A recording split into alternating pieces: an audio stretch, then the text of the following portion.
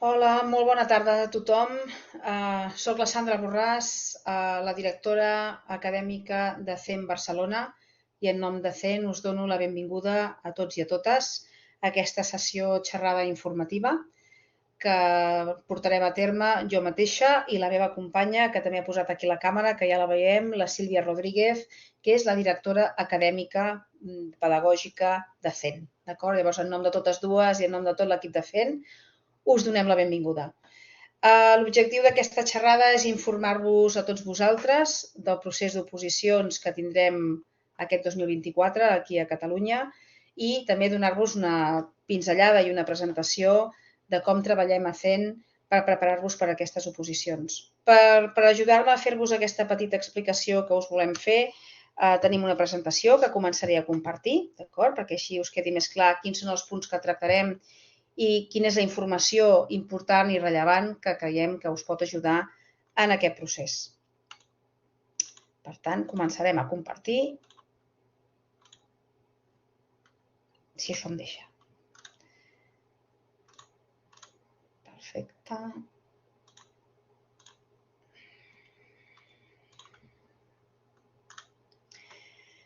Doncs bé, com us deia aquí, teniu les nostres imatges, tant de la Sílvia com meves, en quant a la presentació, i aquí una miqueta els punts que tractarem. En primer de tot, doncs, us farem una presentació de l'acadèmia i del centre de CEN de Barcelona. Us explicaré una miqueta quina és la via d'accés que tenim aquí a Catalunya per a aquest proper 2024. Us explicarem també com són aquestes proves a les que us tindríeu que enfrontar.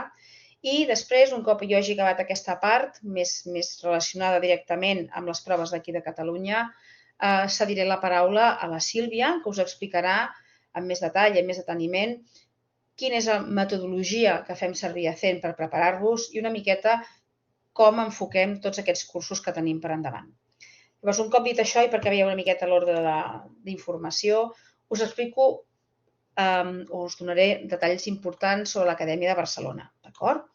Llavors, l'Acadèmia de Barcelona de CEN la teniu al carrer Bailey número 68.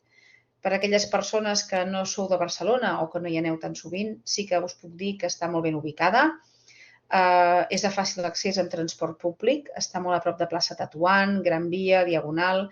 Per tant, hi teniu accés en qualsevol tipus de transport, ja sigui metro, autobús o fins i tot els trens de Rodalies, per a aquelles persones que viviu fora de Barcelona i que us heu de desplaçar. El centre és una planta baixa d'uns 650 metres quadrats que dediquem a la formació i tenim 8 aules de formació amb una capacitat aproximada d'uns 20 alumnes per aula, que és la nostra capacitat per un grup presencial, com a màxim. Aquestes aules estan equipades amb pantalles digitals, amb wifi per vosaltres de forma gratuïta i, evidentment, també tenim una sèrie de zones, com heu pogut veure a la primera imatge, en aquesta que tenim aquí, d'estudi, de reunió, perquè així quan arribeu tingueu una zona per poder compartir el vostre temps allà abans d'entrar o al sortir de les aules o durant el descans que hi pugueu tenir. Un cop dit això, sí que m'agradaria parlar-vos una miqueta del material, d'acord? El material que tenim a CEN per preparar les oposicions. El material que tenim és un material propi, d'acord? Aquí teniu un exemple que apareix aquí en pantalla. És un material propi, tenim un departament d'edició i de maquetació i de producció de tot aquest material, que el tenim adaptat, en el nostre cas, a Catalunya, amb tota la normativa vigent, tant per aquest any 2023, per les persones que ja hi han estat amb nosaltres, com per al 2024. Aquest material el teniu en format paper i en format digital, d'acord? Tots els alumnes hi teniu accés, tant en paper i en digital, en el campus online amb el qual també comptem. I també, molt important dir-vos que aquest campus online és el punt de reunió, de trobada i de treball per tots els nostres alumnes i per tots els professors. Què vol dir? És el lloc on vosaltres trobareu, i que la Sílvia més endavant us explicarà, totes aquelles eines i tots aquells recursos i totes aquelles tasques que us ajudaran a portar a terme la vostra acció formativa. D'acord? Llavors tenim un seguit, un recull de material, tant en format paper i digital, al igual que recursos didàctics, pedagògics, webinars i de més que fem durant tot l'any. També és important dir que aquest material, que també el teniu en format, com podeu veure, està pensat i està dissenyat per poder treballar totes les proves que involucrin la vostra oposició, els vostres exàmens, les vostres tasques que haureu de fer i el vostre material estan pensats per poder treballar tots aquells aspectes que formaran part de la vostra oposició. Per tant, tenim material dedicat a la programació, tenim material dedicat a la unitat didàctica, al supòsit pràctic i al tema, els quals estan desenvolupats. D'acord? El temari desenvolupat vol dir desenvolupat, doncs el que diu la paraula, tot el temari íntegre de les vostres especialitats està desenvolupat amb un contingut totalment actualitzat per vosaltres, amb resums i amb ajudes que, a més, us poden venir bé per repassar qualsevol aspecte més científic i més tècnic i més concret de la vostra especialitat. També un altre punt important, a part del material, que acabem de comentar una miqueta que tindreu, és el professorat.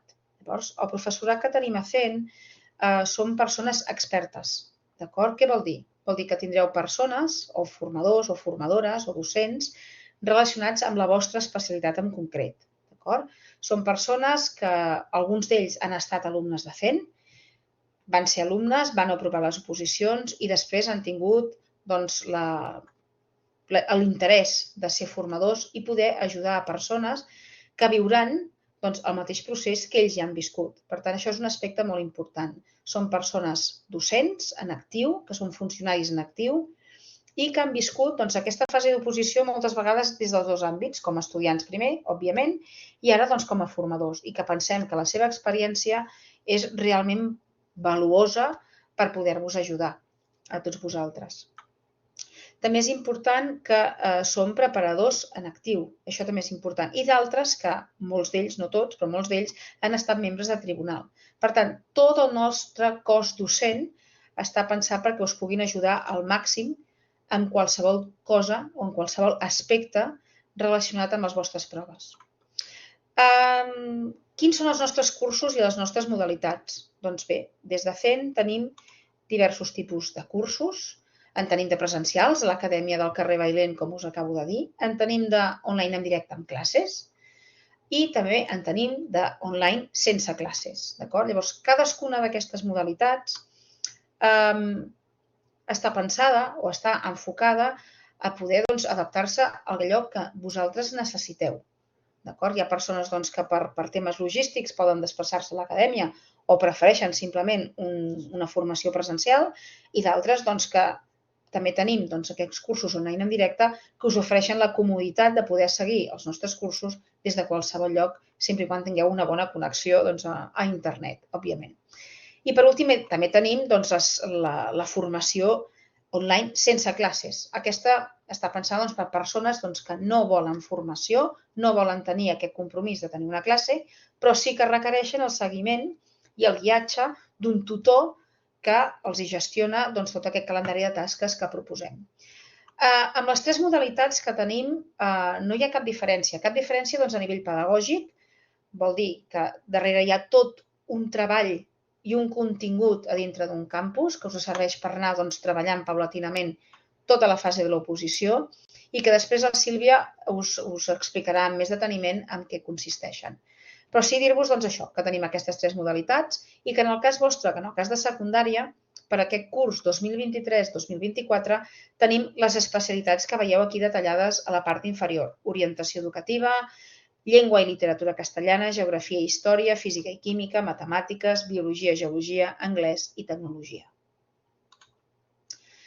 Un cop hem explicat una miqueta on som, què oferim i quin tipus de cursos i modalitats us podem oferir, sí que ja anem a entrar una miqueta més amb el que seria les oposicions en si. Llavors, una de les primeres coses que m'agradaria comentar-vos és sobre els requisits. Quins són aquells requisits que necessito jo per poder opositar, per poder presentar-me a aquestes proves? Dintre dels requisits hem de distingir dos tipus de requisits. Els primers que tenim a mà esquerra són els genèrics, d'acord?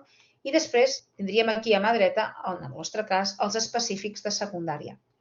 Què vol dir genèrics? Doncs els requisits genèrics són aquells requisits que les administracions, o en aquest cas l'administració, demana o requereix perquè tu, com a opositor, et puguis presentar a aquestes oposicions. Llavors, són coses molt genèriques, com per exemple que tinguis nacionalitat espanyola o d'altres estats membres de la Unió Europea que permetin aquest intercanvi laboral, tenir l'edat per accedir a la funció pública, això també és un altre requisit genèric per a qualsevol opositor, no haver tingut un expedient disciplinari que impedeixi funció pública, perquè això també és important, no tenir cap condemna per delictes sexuals, no ser funcionari de carrera en qualsevol altre àmbit o estar en pràctiques en qualsevol altre àmbit, tenir, en el cas de Catalunya, el nivell C1 acreditat. En el cas de persones no espanyoles, han d'acreditar també coneixement de la llengua castellana. I finalment, el pagament d'una tassa, que cadascuna de les convocatòries ens marca. Molt important relacionat amb això és per a aquelles persones que no tinguin el nivell C1 acreditat de llengua catalana, penseu que a part de les proves que s'hagin de fer de la vostra especialitat d'oposició, també hauríeu de fer l'examen de llengua catalana prèvia, el dia que s'estipuli en convocatòria, prèvia a aquestes proves, d'acord? I s'ha de superar, evidentment. I en el cas de persones no espanyoles, el mateix passaria amb la prova de llengua castellana. Aquests serien uns requisits molt genèrics per a qualsevol persona que vulgui opositar. Per altra banda, tenim els específics de secundària, d'acord? I aquí sí que ja entra dintre del vostre àmbit. Per exemple, tenir les condicions perquè t'hagin expedit o ja tinguis el títol de doctor, de doctora, de llicenciat o llicenciada, enginyer o arquitecte, o el títol de grau corresponent o altres títols equivalents per poder exercir la docència, d'acord? I també molt important tenir el títol oficial de màster que habilita per ser professor de secundària. Aquests són dos dels requisits específics, diguem-ne, per a qualsevol persona que es vulgui presentar a les oposicions de secundària. Quina és la convocatòria que tenim davant nostra? Un cop hem vist els requisits, el que hem de veure és la convocatòria que tenim per aquest 2024. Per aquest 2024 tenim davant nostra una convocatòria que es va publicar el passat 30 de desembre de 2022, en la qual aquesta resolució es deia que l'any 2024, aquí a Catalunya, tindríem un procés d'oposició, d'acord, de caràcter ordinari. Què involucra? O quin tipus de convocatòria tenim pel davant? Doncs bé, primer de tot, una altra vegada més, igual que ha passat aquest any, la convocatòria és doble. Què vol dir? Que tenim unes places de mestres i unes places per secundària. En el cas de mestres estem parlant de 1.022 places i en el cas de secundària de 1.110 i que corresponen a la taxa de reposició dels anys 2018, 2019 i 2020. Això és el que ens marca la convocatòria. Un cop hem vist això i hem vist aquesta oposició que tenim per davant, una de les preguntes que ens fem i que començareu ja a sentir i que alguns de vosaltres ja teniu molt familiaritzades i d'altres no tant, és la via d'accés, quines proves tindré, etc. Llavors, quina és la via d'accés? Vol dir, quines proves tindré? D'acord? Sabeu que aquest any i l'any passat hi ha hagut convocatòries que han tingut uns requisits i unes característiques una mica diferents, però que ja pel 2024 aquesta via d'accés a aquestes proves que jo tindré tornen a el que s'anomenen un procés ordinari. D'acord? Anem a veure exactament què vol dir això del procés ordinari, que és una miqueta el que us poso en aquesta diapositiva. Vol dir que tornem a un concurs d'oposició, primer de tot que està dividit també en dues parts, que hi ha una part d'exàmens, una part de barem, com podeu veure aquí, que aquesta part d'exàmens, que aquí anomenem oposició en si, és el 66% de la vostra nota i que la part de barem és el 33% de la vostra nota. Posat aquí en punt seria un 6 en 67 i un 3 en 33. Per qui està pensat aquest concurs d'oposicions? De fet, el concurs d'oposicions s'hi pot presentar qualsevol persona, però que tenint en compte el valor o la puntuació o el percentatge que suposa cadascuna de les parts, tant d'oposició com de barem, està molt pensat sobretot per a nous opositors o persones amb poca experiència, perquè, com podeu comprovar, la part d'oposició, la part d'exàmens, compta un 66% de la vostra nota. I la part de barem, que té uns altres paràmetres, només és un 33%. D'acord? Anem a veure una miqueta més, amb més detall, quines són aquestes proves, com són aquests exàmens, que és una miqueta la part més important que molts de vosaltres potser encara no coneixeu. Primer de tot, dir-vos que la part aquesta d'oposició està dividida en dues proves. La primera prova, que és aquesta que veiem aquí, i després una segona prova. Llavors, aquesta primera prova té com a objectiu fonamental comprovar i valorar la vostra aptitud pedagògica, la vostra aptitud com a formadors. D'acord? Què inclou aquesta primera prova? Doncs inclou, a la vegada, dues proves. Dintre d'ella tenim dues proves. La presentació més defensa d'una programació didàctica i la preparació mínim de 6 unitats didàctiques i l'exposició d'oral i defensa d'una unitat didàctica. Aquí doncs tenim una cosa important. Tenim una sèrie de documentació que hem de presentar prèviament, però que a part d'això, a part de fer aquesta presentació prèvia d'aquesta documentació, hem de fer la defensa oral davant del tribunal d'aquesta documentació. Per fer tot això, que és el que us poso a la part de dalt, tindrem un màxim de 35 minuts. Aproximadament tenim aquests 10 minuts per fer la vostra defensa i presentació de la programació i la resta del temps, aproximadament aquests 25 minuts, per fer la presentació i defensa de la unitat didàctica que us toqui. D'acord? Totes dues proves s'han d'aprovar per poder passar a la segona prova. D'acord? Què vol dir? Doncs que aquesta primera prova, i això és una cosa importantíssima que heu de tenir present, és de caràcter eliminatori. Si no l'aproveu, ja no passaríeu a fer la segona prova, la segona part dels exàmens, perquè ens entenguem.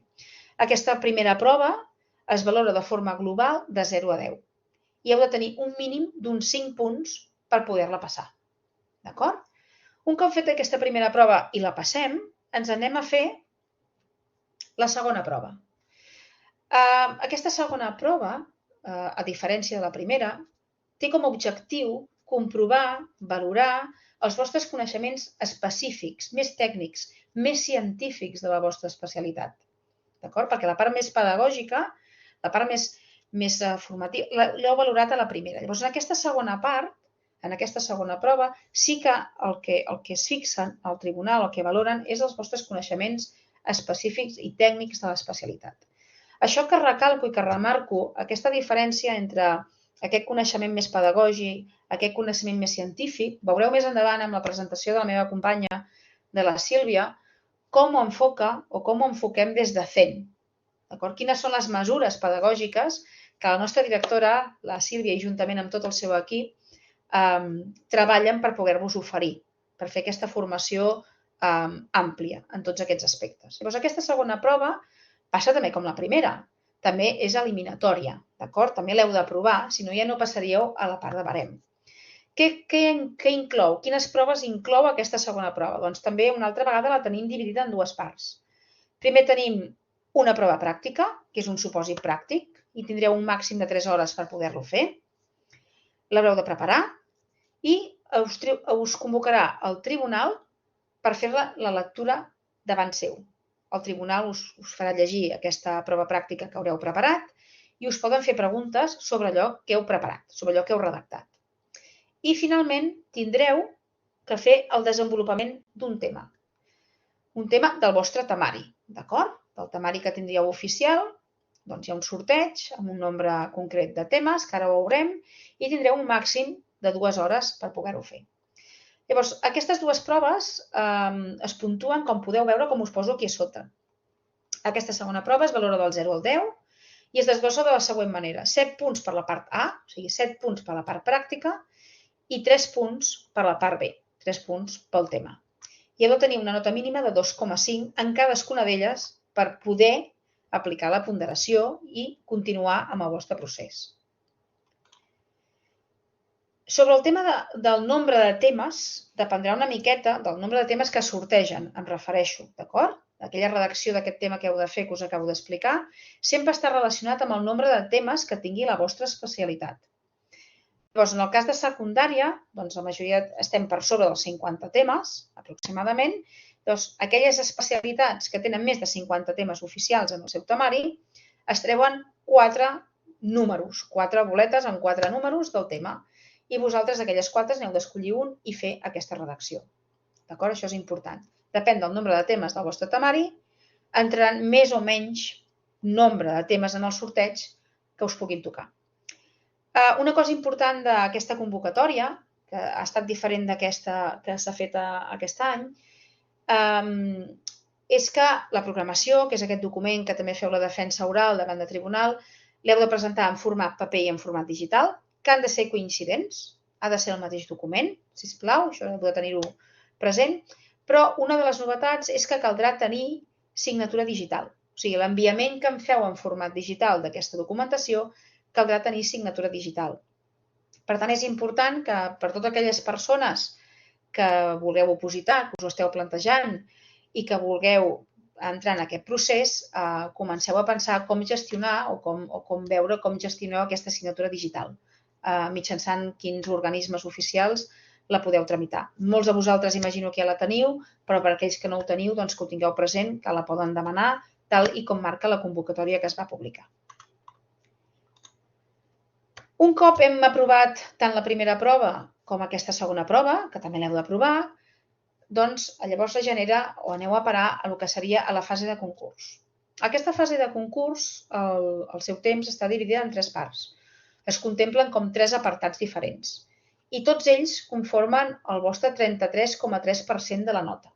D'acord? Recordeu que les proves, els exàmens eren un 66,6%, aquí tenim un 33,3%. Què inclouen? Doncs aquí inclouen tota una sèrie de puntuacions que estan relacionats directament amb la vostra experiència docent i la vostra formació acadèmica o la vostra formació. Llavors, l'experiència docent prèvia, d'acord? Podeu tenir un màxim de 5 punts i es tindrà en compte un màxim de 5 anys. Sobre la vostra formació acadèmica, una vegada més, es poden acumular un màxim de 5 punts i per altres mèrits, aquí hi ha un aspecte important, hi podem trobar aspectes com cursos de formació permanent, cursos homologats, que també tenen o us donen una sèrie de puntuació en la qual sí que hi podeu incidir i molt. Per tant, des de CEN us recomanem que tota aquesta documentació que en cas que us vulgueu presentar haureu de tenir preparada, heu de tenir present. En aquells apartats on vosaltres potser en aquests moments més podeu incidir o més podeu mirar què podeu aportar i aconseguir punts, són aquest apartat d'altres mèrits. Llavors, des de CEN, per exemple, tenim a la vostra disposició una pàgina web que es diu cenhomologados.com, que tenim una sèrie de cursos homologats que us poden servir i moltíssim, no tan sols per millorar aquest barem, que és important també per vosaltres, sinó que tenen un contingut molt important que us pot ajudar en tot el procés d'oposicions i en el vostre procés d'aprenentatge. L'Agenda 2030, el desenvolupament dels continguts digitals, etc. Per tant, us convidem a que la mireu sense cap tipus de compromís, que mireu quins cursos tenim per aquest curs 2023-2024 i que en cas que tinguéssiu algun dubte o necessitéssiu informació addicional, doncs estaríem encantats de poder-vos-la oferir. I finalment, per part meva, us deixo aquesta mena d'organigrama. Això és el calendari que tenim per endavant, per enfocar i per encarar aquestes oposicions del 2024. Vosaltres en aquests moments estem aquí en aquest punt 1, que és informa't abans, que és una miqueta la nostra funció en aquest moment, donar-vos aquesta informació a tots vosaltres perquè la pugueu tenir, que sigueu coneixedors del que tenim per vosaltres d'aquí en endavant. Però sí recordar-vos aquest apartat número 2, aquest que tenim aquí, que és que a partir de novembre de 2023, segons ens està publicat, això és una informació que podeu tenir accés a dintre d'Educació de la Generalitat, a partir de novembre de 2023 és quan es comencen a presentar les sol·licituds per poder participar en aquesta convocatòria del 2024. Per tant, per això us deia de tenir a punt tot aquest material, tota aquesta documentació que us poden demanar per entrar en aquest procés. Per part meva, res més de moment. Al final de tota aquesta sessió donarem torn de paraules, tant jo mateixa com la Sílvia, per si teniu dubtes, d'acord? I que us puguem resoldre qualsevol dubte que us hagi pogut quedar, d'acord? Deixo de compartir. Dono paraula a la meva companya, la Sílvia.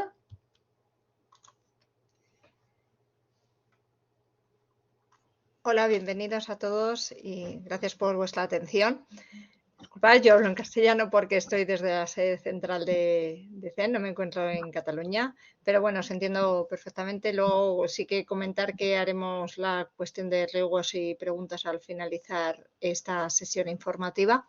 Y como bien os comentaba Sandra, para dar respuesta a cada una de las pruebas y las exigencias de la convocatoria, desde el punto de vista pedagógico y didáctico, llevamos trabajando más de 7 décadas exclusivamente en la preparación de oposiciones, que más concretamente nos hemos centrado en el ámbito de educación.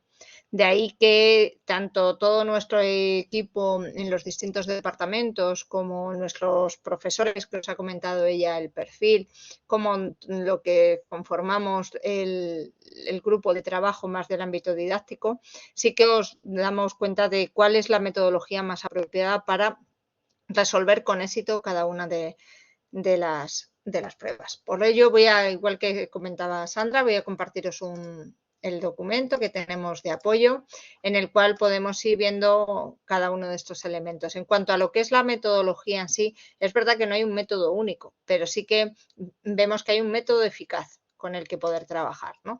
Y sí que a lo largo de estos años, la experiencia y nuestro trabajo y los resultados nos van indicando que cuál es el método más adecuado para resolver la oposición.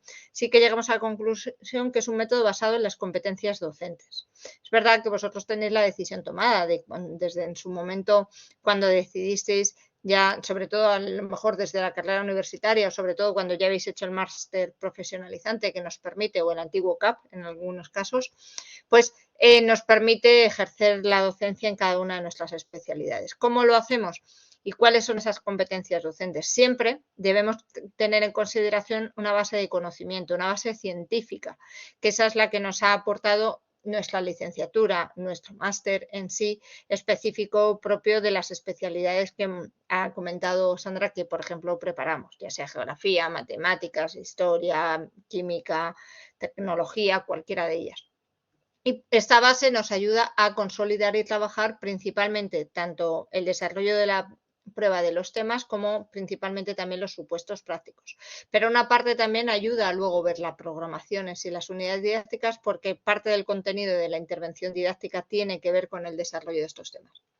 Desde el punto de vista pedagógico, esta competencia, ¿a través de qué se demuestra y cómo la trabajamos? Principalmente porque es fundamental conocer cómo está organizado el sistema educativo, cómo están organizados los centros de enseñanza secundaria, cuál es la normativa actualmente vigente, qué ley y qué reales decretos y decretos debemos solicitar y, por lo tanto, también nuestras cualidades o capacidades como docente. Antes Sandra lo ha indicado, una de las primeras pruebas a las que nos vamos a enfrentar es la prueba oral, esa programación, y el propio tribunal lo que debe valorar es nuestra actitud y nuestra competencia pedagógica. De ahí que el ejercicio para la docencia es clave como este valor de competencia.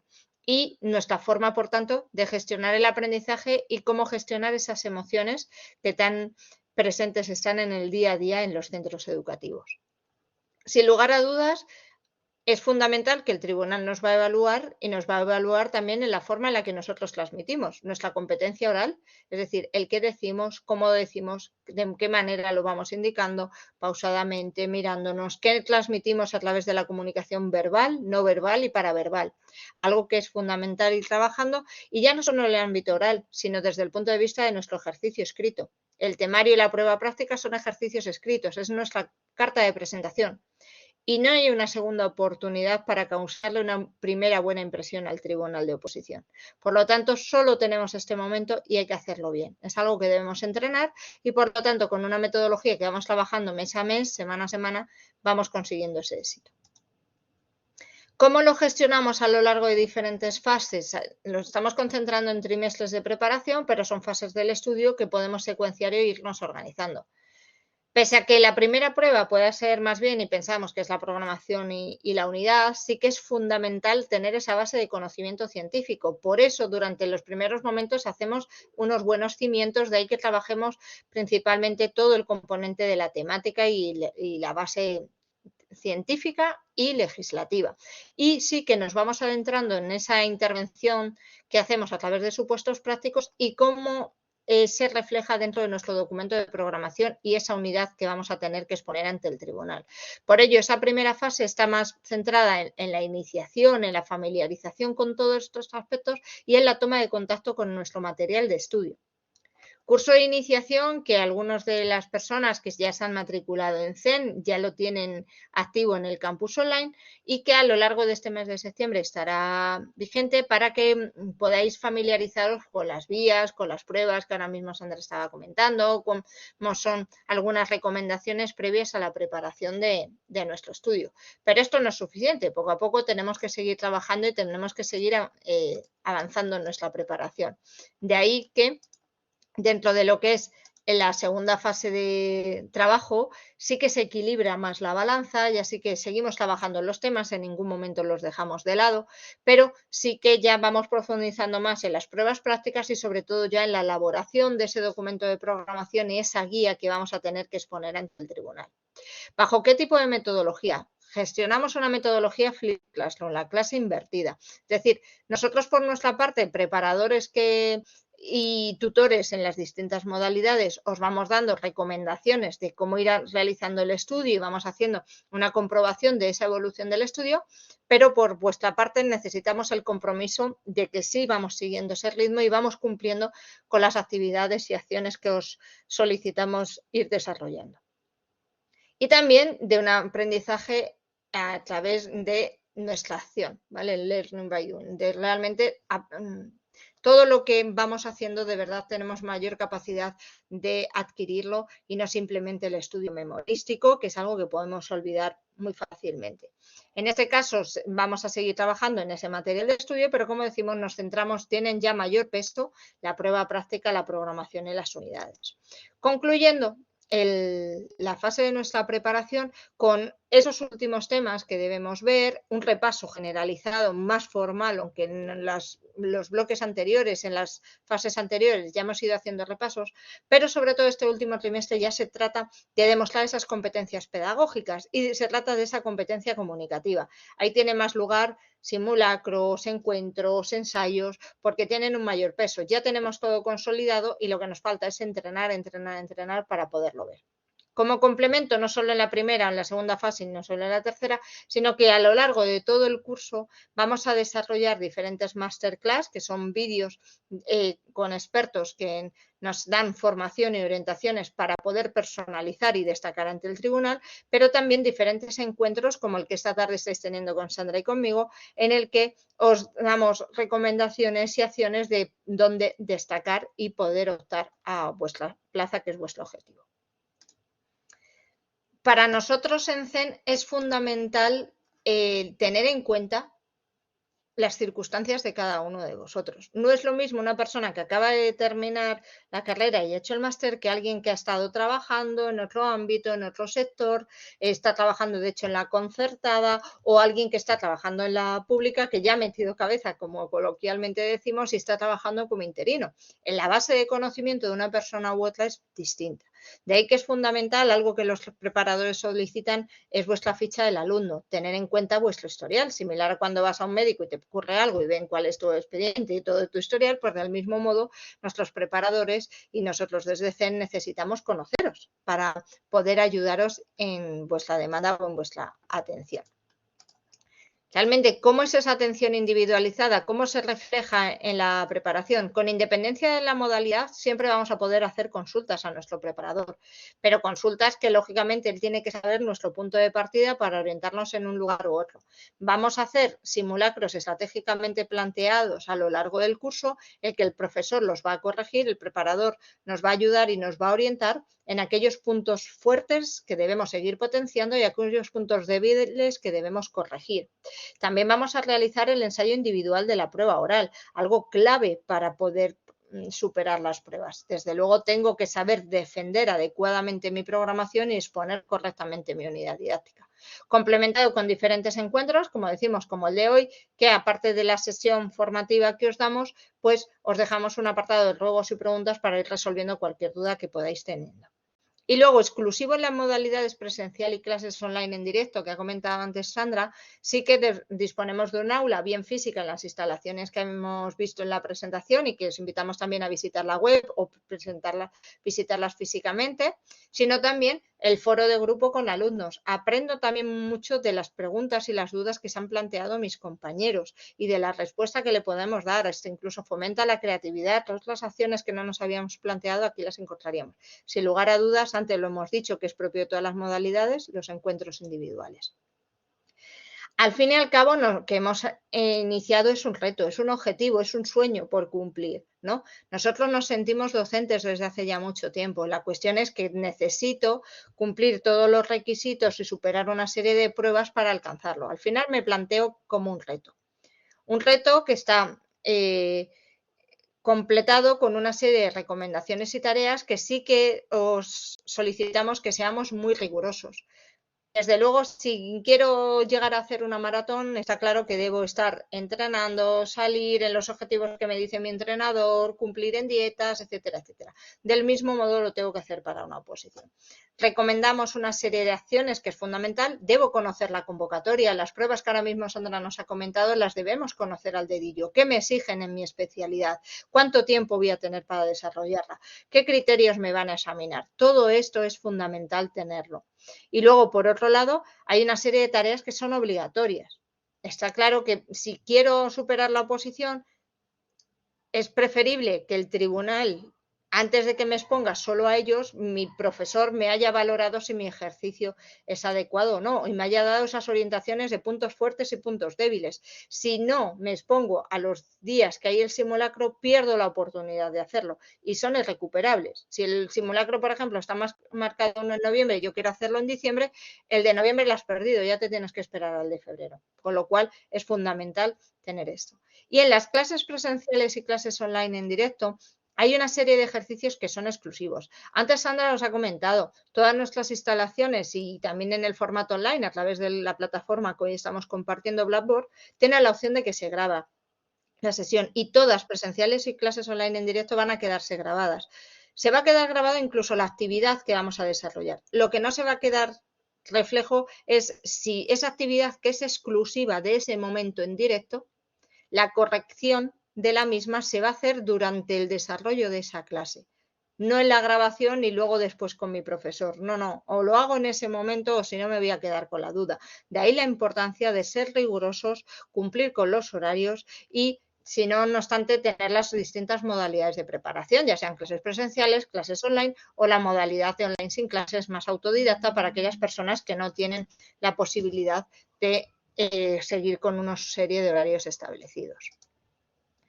También, ¿qué es el SAO ahora mismo? Y eso de cómo te encuentras hoy. Tenemos muy claro, y la experiencia así nos lo dice, que casi el 90% que invertimos en la preparación de una oposición tiene que ver con nuestro estado emocional y motivacional, nuestra actitud para el estudio. Esta procrastinación, este desasosiego, esta ansiedad que a veces nos condiciona y nos bloquea, forma parte de esa necesidad de preparación y a ir correctamente preparados hacia la oposición. ¿Cómo lo podemos hacer? ¿Qué es el SAO? ¿A qué nos referimos con el SAO? El SAO es el servicio de asesoramiento emocional y motivacional al alumno.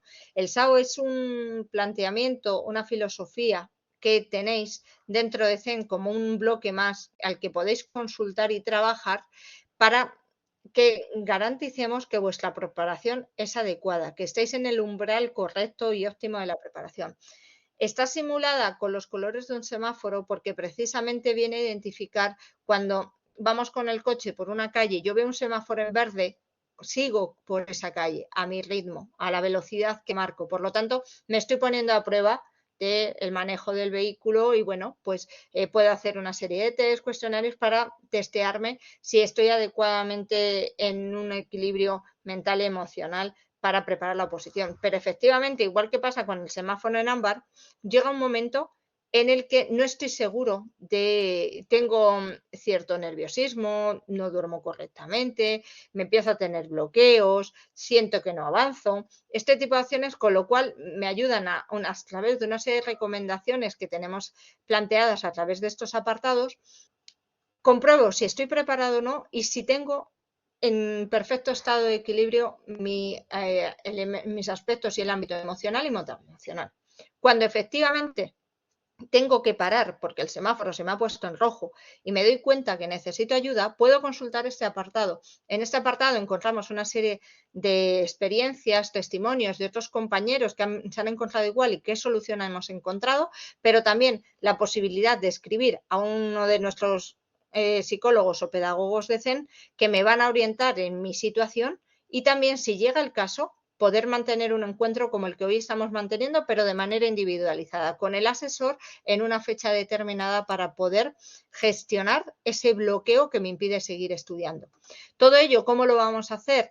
Pues a través de esa pantalla que siempre vais a poder consultar en los cursos completos, pero también cada mes organizaremos diferentes eventos en los que vais a poder gestionar esta preparación con temáticas de cómo gestionar la procrastinación, la ansiedad, los bloqueos, cómo puedo sacarle un máximo provecho, cuál sería una alimentación adecuada, cómo me planifico el estudio si estoy trabajando o tengo cargas familiares, etcétera. Son recomendaciones que os vamos dando a través de ello. Pero es clave ser sinceros con nosotros mismos y conocernos. Por lo tanto, la matriz de Eisenhower es algo que podemos aplicar a la oposición, pero a cualquier cosa de la vida. Está claro que ahora mismo que vamos a tener fechadas una serie de tareas como sería un simulacro, eso es importante y es urgente, lo debo hacer, porque si yo quiero obtener una plaza me debo enfrentar antes. Ojalá pudiese todos los días tener un simulacro, porque me va a dar cuenta de que día a día me voy a enfrentar a la prueba que voy a tener ante el tribunal. Si algo es importante, pero es menos urgente, lo puedo agendar. Si esta semana, hoy lunes, tengo clase con mi preparador y me da una serie de tareas o recomendaciones para el próximo lunes, me agendo toda la semana para poder hacerlas. Organizo mi tiempo y lo planifico. Luego me pasa que hay cosas que son menos importantes, pero son urgentes. Si hay ocasiones en las que se aproxima una fecha o se aproxima un evento y generalmente me he encargado yo de hacerlo. Por ejemplo, tengo próxima la fecha del examen y generalmente yo me he ido siempre a por mis hijos a recogerlos al colegio, pero en las últimas semanas necesito sacarle más tiempo para ese repaso. Lo que puedo hacer si tengo una persona de mi confianza, delegarle la posibilidad de que vaya a buscarles para que yo pueda tener mayor tiempo disponible y por tanto despreocuparme de ese momento. Y eliminar aquello que ni es importante ni es urgente. ¿A lo que nos referimos? A los peligros y los riesgos de rumores y de redes sociales. Sandra os podrá decir que en momentos previos al examen o cuando sale la convocatoria son múltiples, innumerables los rumores, las consultas que nos hacéis de, oye, me han dicho esto, es verdad, esto entra, ha cambiado, esto es. Todo este tipo de rumorologías hay que eliminarlas. Confiar en que todo lo que es oficial nos lo va a comunicar Zen, ya sea nuestro preparador, ya sea a través de dirección académica, ya sea a través de correos que nos manden desde la administración, por material de estudio. Vamos a tener la certeza y por lo tanto eliminemos cualquier distractor.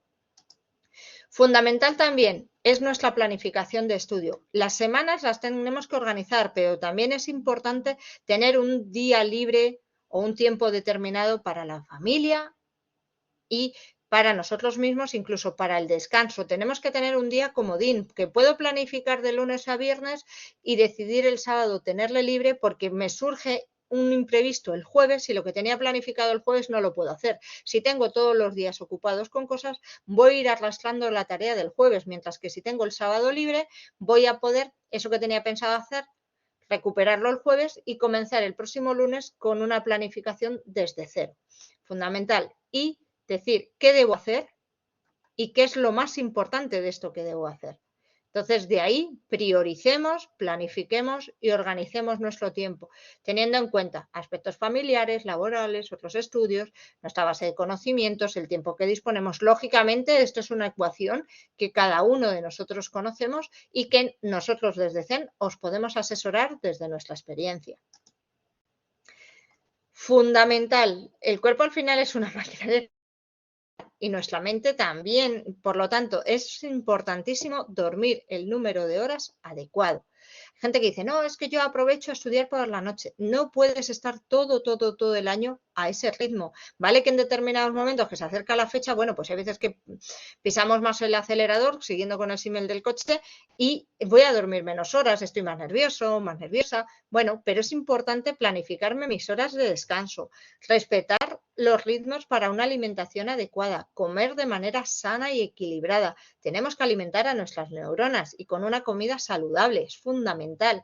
El hecho de abusar de determinados alimentos nos va a perjudicar a la larga. Entonces, de ahí estamos pensando en una carrera a medio-largo plazo. Estamos hablando de que los exámenes serán no antes de junio de 2024, con lo cual tenemos muchos meses por delante para una correcta planificación.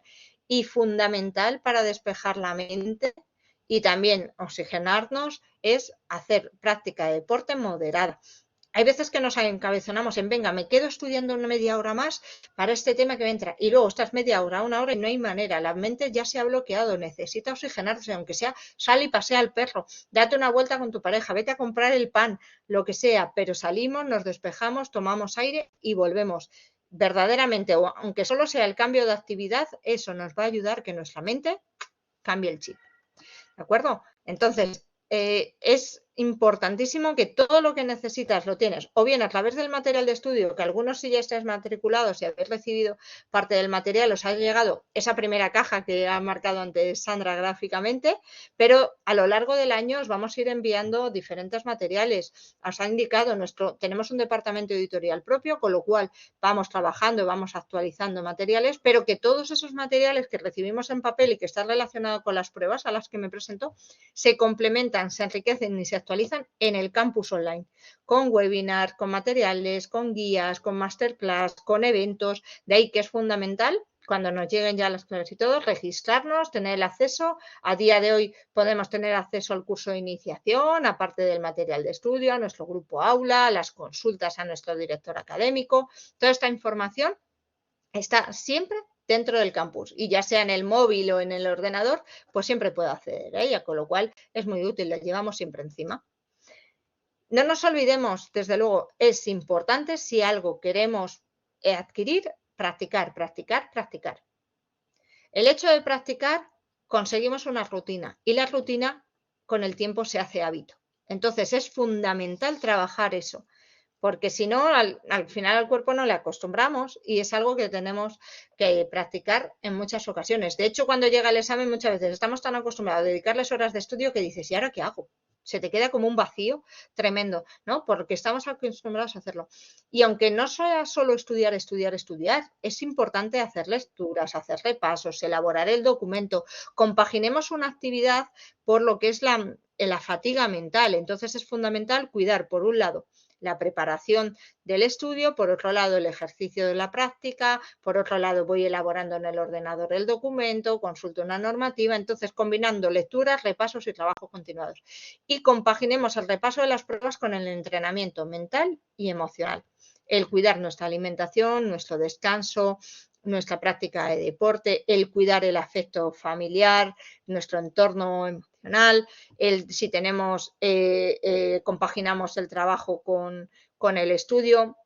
Es importante irlo gestionando. Y no solo estudiar, estudiar, estudiar. Cada X tiempo, siempre al menos uno de los días de la semana le debemos dedicar al estudio. Porque está demostrado que después de 3 semanas, si no has estudiado, olvidas todo lo que habías aprendido. De ahí que tenemos que seguir practicando en ello. Ahora sí, Sandra, no sé si quieres que pasemos a que tengan el recordarles que tienen alguna duda que nos quieran plantear, que sabemos que en el chat también han ido y hemos ido contestando, y también sírvase como recordatorio si quieres plantear, no obstante, la propuesta del inicio con respecto a lo que es la formación de homologados, que como hemos hablado, no solo es útil para conseguir esos méritos, sino que esos contenidos que trabajamos en los cursos homologados nos ayudan a personalizar nuestro tema, nuestra práctica y nuestros documentos de programación y unidad. O sea, no solo los tomemos como puntuación solo para méritos, sino para todo el aprendizaje que me ayude a obtener mi plaza por las otras vías, por el trabajo de las pruebas. Sandra, Perfecte, cuando quieras. Sí, gràcies. Nada, a ti. A veure, anem a contestar una miqueta les preguntes. Algunes ja les he anat contestant aquí en el xat. D'altres em quedaran pendents, els anirem contestant entre tots, d'acord? Però sí que obrim torn de paraules. Vaig responent a algunes de les preguntes que s'han anat posant aquí en el xat. L'Agustí pregunta si ha començat algun curs. El curs s'ha donat per iniciat avui. Avui s'ha inaugurat el curs de 2023-2024 en tots els formats a Catalunya, però hi ha cursos que començaran a l'octubre, en tindrem d'altres que començaran més endavant. Com us he dit jo també durant la meva presentació i també la Sílvia, tenim diversos cursos pensats per persones que comencen de zero, pensats per persones que ja teniu algun tipus de coneixement. Per tant, tenim cursos que ja han començat avui i d'altres que començaran. Jo us aconsello que mireu la web, o millor, que ens truqueu, que ens vingueu a veure i us informem dels horaris i els cursos que tenim disponibles. D'acord? Vull dir que n'hi ha per començar, que encara no han començat i us podem atendre tots sense cap problema. També em fan la pregunta del temari. La Lupe em comenta si el temari per Catalunya l'entregueu en català. A veure, els temes estan tot desenvolupats, que és el que us comentava jo al principi, estan tots redactats, tots fets. El temari per secundària a Catalunya està en castellà, perquè és un temari genèric per tot Espanya i com us ha comentat la Sílvia, que n'és la directora pedagògica, CEN dona servei a tot Espanya. Llavors, el temari en si està en castellà, però les classes es fan tots en català. El que sí que teniu en català és la programació, el model de programació, el model d'unitat, els supòsits pràctics, tota la resta de components específics per Catalunya sí que els teniu en català, excepte el temari, que està en castellà, que és genèric, però la classe es fa en català, d'acord? Més preguntes que veig per aquí, d'acord? Intentem contestar-les una miqueta totes. Sí, preparem per orientació, pel pla d'actuació, Berta, sí que ho preparem. Incorporacions, doncs sí que anem obrint grups i si el grup té plaça i no hi ha cap mena de problema, us podeu incorporar, d'acord? Vull dir que no hi ha cap problema. Més cosetes. Cristina, que comentas lo de la pedagogía de los requisitos. Dentro de la convocatoria de este año, si pulsas en los requisitos específicos, hay una aclaración para pedagogía. Entonces, te recomendamos que la leas porque efectivamente ahí te vienen los requisitos y si no, consultar a la consejería, ¿verdad, Sandra? Que siempre en caso de dudas, siempre ahora que estamos a tiempo, siempre cualquier documentación, curso que tengáis titulación, es mejor pedir cita y acercarse. Pero todo está especificado en los requisitos específicos en la convocatoria de este año que antes ha puesto Sandra la referència. Exacte. Qualsevol cosa, sisplau, dirigiu-vos a la conselleria, a serveis territorials i que us informin en coses concretes com aquesta, d'acord? Vale. Jo hauria de començar de zero d'anglès. La mostra del temari que em vam enviar està en anglès. Suposo que la resta també. Sí, correcte. Està tot en anglès i hi ha una part, doncs, evidentment, de contingut. Vale? Ara sí que potser més o menys hem intentat contestar totes les preguntes. No sé si hem deixat alguna. Alguna pregunta, alguna coseta que vulgueu preguntar de viva veu? Amb la mà alçada. Si algú vol fer alguna pregunta, algun dubte. No? Ho hem explicat tot clar? Sí? Ho teniu tot claríssim? A veure... Els horaris. Podeu consultar la pàgina web, d'acord? Aneu a la part... Sí, correcte, dels grups. Aneu a la pàgina web de CEN, podeu anar a cen.cat o a cen.edu, trobeu la mateixa informació, i allà podeu veure els horaris que tenim de les classes presencials, els horaris que tenim de les classes online en directe i l'oferta que tenim de classes online, dels cursos online sense classes. Allà també els podeu tenir. Sí que us volia dir com a una miqueta, com a resum de tot això, que des de CEN, per aquesta xerrada, l'oferta que us fem, d'acord, per a aquelles persones que es matriculin durant les properes 48 hores, aquells que són nous, que encara no sou alumnes, que decidiu matricular-vos, doncs, evidentment, us fem el regal d'un curs homologat gratuït. Ja us he dit abans la pàgina web, cenhomologados.com, comproveu els cursos homologats, que la Sílvia també us ha explicat la funció que tenen tan important per vosaltres, no tan sols per poder millorar el vostre barem, sinó també per poder complementar la vostra formació en aquest procés d'oposició. Doncs aquí teniu això. Per a aquelles persones que us matriculeu en un dels nostres cursos durant les properes 48 hores tindreu aquest homologat gratuït. D'acord? No sé si teniu alguna pregunta més. Us convido per a aquelles persones que pugueu venir a CEN a l'acadèmia, encantats de rebre-us. La meva companya, la Sandra Gómez, que està allà amb mi, us atendrem sense cap mena de problema.